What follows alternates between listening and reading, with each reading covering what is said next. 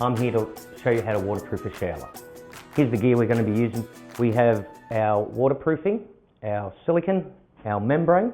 We have a tape measure and a roll of masking tape, pencil, scissors, safety gear, primer and a level.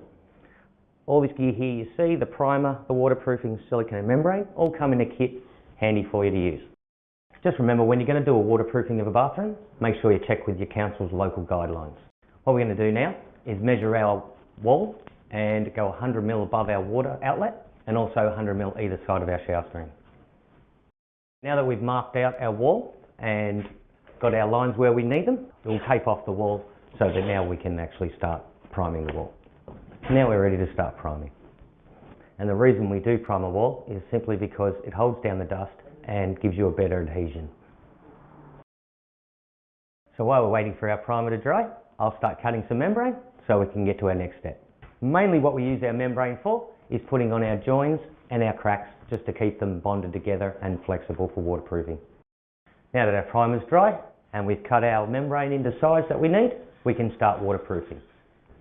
So while we're doing our recessed shower box, what we're going to do here is just put a 1-inch nick into our membrane so that when we put it onto the corner of our box, we can just fold it around the corner like so, give you a perfect adhesion.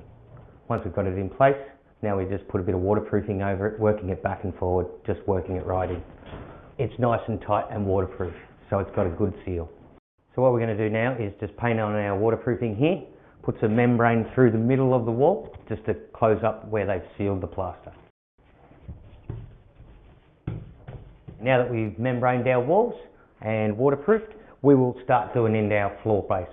What we're going to do first is paint a little bit down so where our joints are and our cracks, lay the membrane and then put the waterproof back over the membrane. Remember to get it nice and tight in your corners so that when you actually do put tiles in, you don't split the edges and have to waterproof again.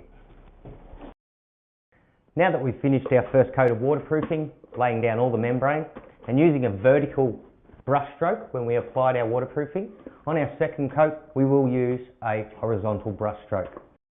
Now we've finished our second coat of waterproofing, it's time to pull off the masking tape before it dries. And that's our waterproofing finished.